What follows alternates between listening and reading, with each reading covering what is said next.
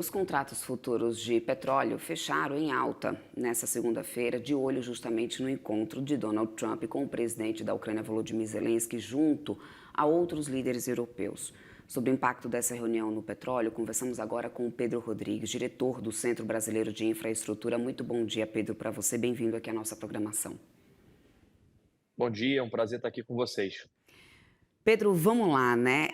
Eu já começo trazendo aqui um pouco dessa movimentação que a gente acompanhou no petróleo. Ontem a gente teve o petróleo, inclusive, fechando, né, numa alta, já vinha em alta desde o início do dia, antes mesmo da reunião começar, né, dos líderes se encontrarem lá na Casa Branca. E eu queria entender se essa reunião entre Trump e como que essa reunião de Trump e Volodymyr Zelensky, essa tentativa, na verdade, né, de uma negociação de paz intermediada pelos Estados Unidos, como que isso se conecta diretamente com esse comportamento dos preços do petróleo no cenário internacional? E eu te pergunto isso, já trazendo o gancho, que apesar da gente ter tido essa alta ontem, hoje a gente já tem uma queda até mais forte do que a gente viu ali nessa alta dessa segunda-feira. O petróleo Brent cai mais de 1%, o WTI também caindo mais de 1% hoje, ou seja, nessa movimentação, isso é mais uma reação especulativa nesse momento, né? A incerteza desse processo de paz ou reflete realmente uma expectativa de mudança concreta nesse conflito na Ucrânia, na tua análise?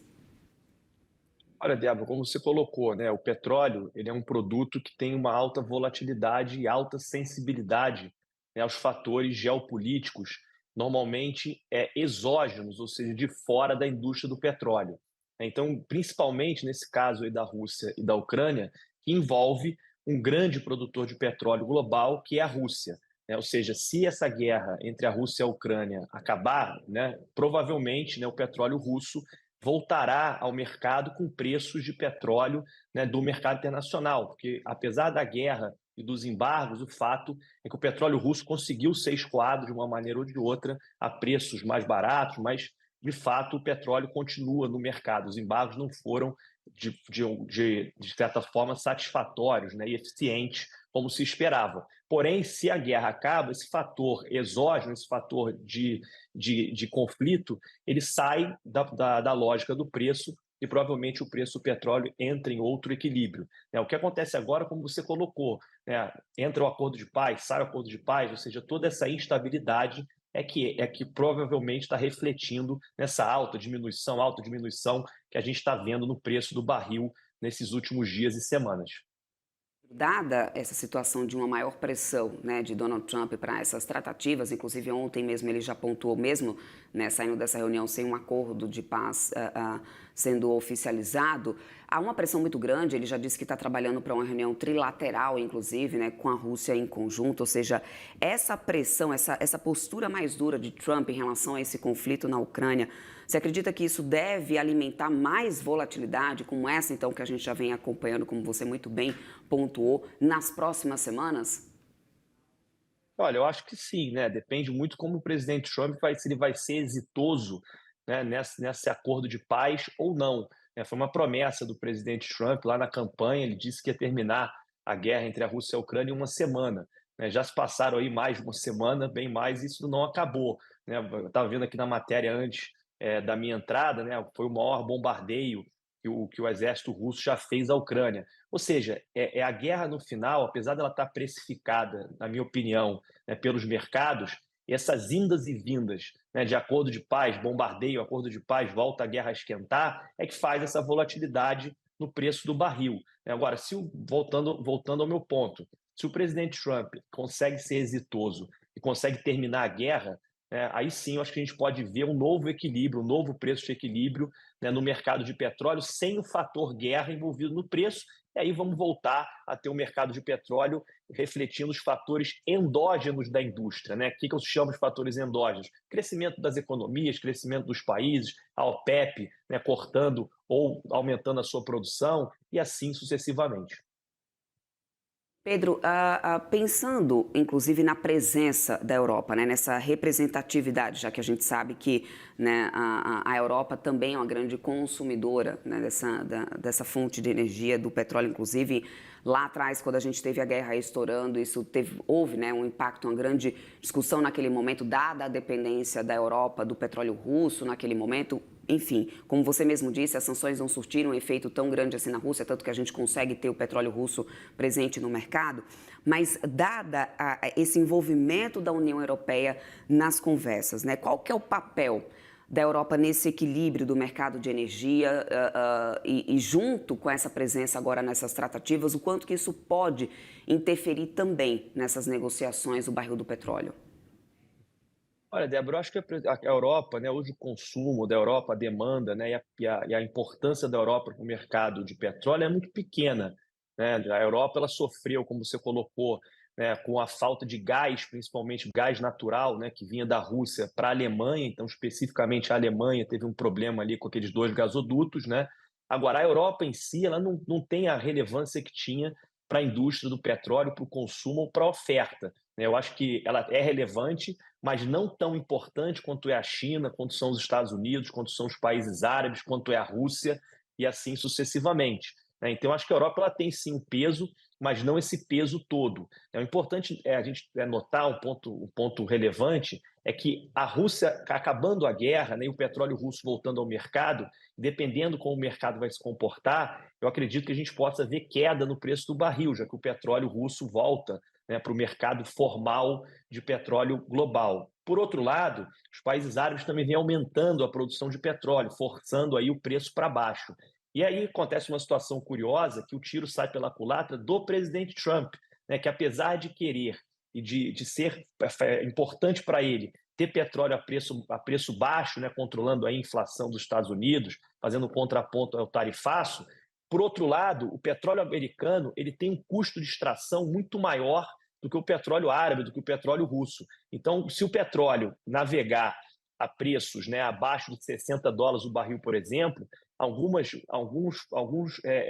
campos de petróleo e produção de petróleo relevante dos Estados Unidos ficam inviabilizadas. Então, esse xadrez, né, dos países geopolítico envolvendo o petróleo e assim o preço do barril, eu acho que vai ser o novo jogo que a gente vai ver nos próximos meses ou talvez ano, se o presidente Trump conseguir ser exitoso mais uma vez em acabar com essa guerra.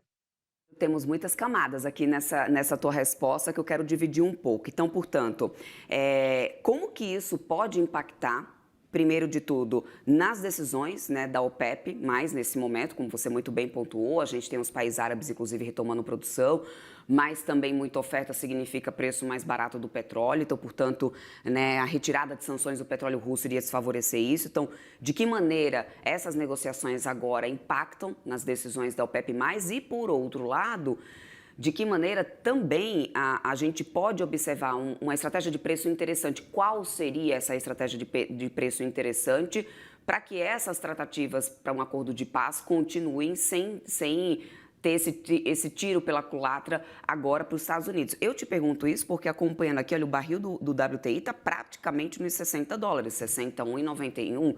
Então, portanto, não está muito distante do que inviabilizaria a produção de determinados poços lá americanos. Exatamente, Débora.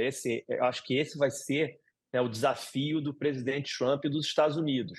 Os países árabes, na minha opinião, estão aí de observadores, né? Você vê que, apesar da OPEP ter dito na última reunião de que ia cortar a produção, acabou aumentando. Ou seja, esse jogo ele está sendo jogado, na minha opinião, nesse caso, muito pela OPEP. Agora, o presidente Trump acabar com a guerra depende também, na minha opinião, do que ele vai conseguir em troca, né? Os Estados Unidos lá conseguiu fazer um acordo com a Ucrânia de que vai explorar terras raras, ou seja, como é que ele vai sair desse acordo junto com a Rússia, né? Quais são os termos que esse acordo vai ser feito.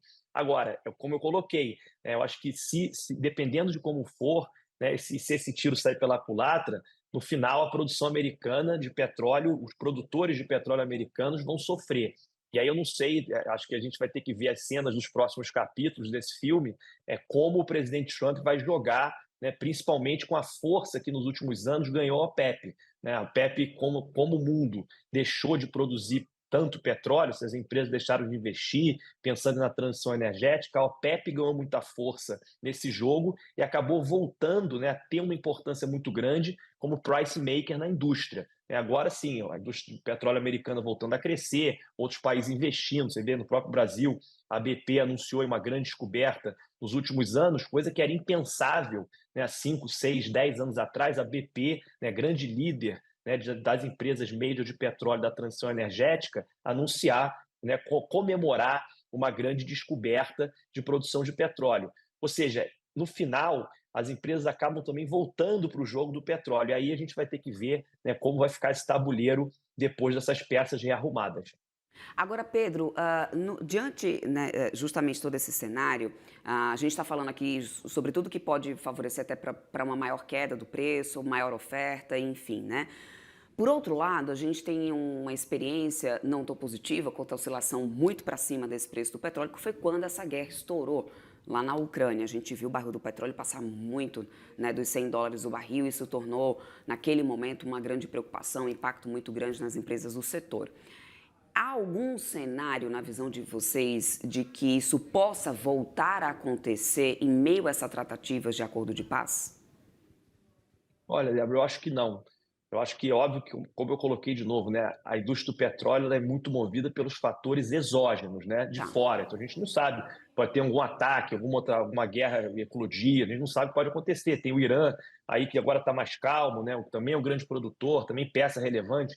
Mas eu acho que se a gente continuar nessas condições aí normais de temperatura e pressão, eu não vejo um cenário que o barril volte a estilingar a preços acima de US$ 100, né, cento e poucos dólares, como a gente viu. Eu acho que a tendência agora é a gente ter petróleo mais comportado. Uhum. Como eu coloquei, né, eu acho que para os Estados Uhum. Unidos, petróleo abaixo de 60 é muito ruim. Acima de 100 também é ruim. Né? Então, acho que o petróleo ali vai ter que andar na casa dos 70, 80, ou seja, é um preço mais equilibrado, né, para que essas empresas consigam produzir e atender. Mas, de novo, eu acho que tem muitas peças nesse tabuleiro e a gente precisa ver quais são as jogadas do futuro desses agentes que são relevantes para a indústria do petróleo na formação do preço do barril. Só para a gente amarrar aqui o nosso papo, Pedro, muito rapidamente, como localizar o Brasil no meio disso tudo, né? Ou seja, qual que é o impacto agora de toda essa volatilidade do petróleo, do preço que temos atualmente, barril do Brent aqui a US$ 75,80.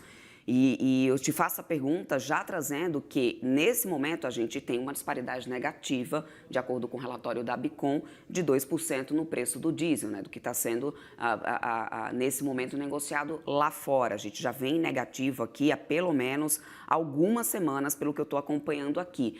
Então, qual que é o impacto dessa volatilidade agora do petróleo e dessas tratativas de negociação, né, de paz para o Brasil? Olha, Débora, o Brasil também tem uma situação meio paradoxal. Né? Ao mesmo tempo que nós somos, né, estamos nos tornando cada vez mais um produtor de petróleo relevante no mercado global, né, principalmente se a gente conseguir avançar na exploração de petróleo em novas fronteiras, né, como a margem equatorial, né, o próprio pré-sal, novas descobertas, como o caso dessa descoberta da BP, nós vamos nos tornar cada vez mais produtores de petróleo relevantes, né? E a Petrobras, grande participante e agente desse mercado. Por esse lado, o petróleo mais alto favorece, né, as empresas de petróleo, a própria Petrobras, consequentemente o próprio governo, o Estado brasileiro, e também na arrecadação de impostos, né, na arrecadação de royalties, participações especiais, que ajudam, né, as cidades, municípios, estados e assim sucessivamente a ter mais dinheiro, né, ter mais recursos. Por outro lado, a gente tem aí a figura da Petrobras, né, que ora ela é uma empresa estatal, ora é uma empresa privada, né, a sociedade de economia mista. Né? Por esse lado, quando você tem um preço de barril muito alto, né, com essa política de preço adotada pela Petrobras depois, né, da eleição do Lula, né, nesse terceiro mandato, né, o tal abrasileiramento de preços, né, torna o preço do combustível sempre uma caixa preta, pouco transparente e nada previsível. Mas o que a gente sabe é que, como o Brasil é importador de combustível, né, se o preço do petróleo começar a subir, né, consequentemente, o derivado de petróleo também sobe no mercado internacional. Como nós precisamos importar esses derivados, fica a pergunta, né? Alguém paga essa conta. Né? Como você está falando, a defasagem aumentando, quem paga a conta é a Petrobras, o balanço da companhia e seus acionistas, né? Que deixam de ganhar dinheiro porque poderiam vender derivados de petróleo mais caro. Então, por um lado, o preço do petróleo mais alto favorece a Petrobras, favorece, né, ao Estado, a economia brasileira, Por outro, se for tão alto o preço, os combustíveis ficam muito defasados, a Petrobras segura o preço, a gente não sabe quando ela vai aumentar ou não e acaba sofrendo o balanço da companhia, né? E vamos ver se subir muito, ela também não consegue segurar tanto, e aí prejudica a popularidade do governo e, consequentemente, os brasileiros que ninguém gosta de pagar combustível caro. Então a gente vive aqui essa situação paradoxal. Uma hora a gente funciona com lógica de mercado, outra hora a gente quer funcionar como lógica de empresa estatal. Perfeito. Quero muito agradecer o teu tempo aqui conosco. Conversamos aqui com Pedro Rodrigues, diretor do Centro Brasileiro de Infraestrutura. Bem-vindo sempre por aqui, meu querido. Até uma próxima. Obrigado, é um prazer estar aqui com vocês. Bom dia. Até mais.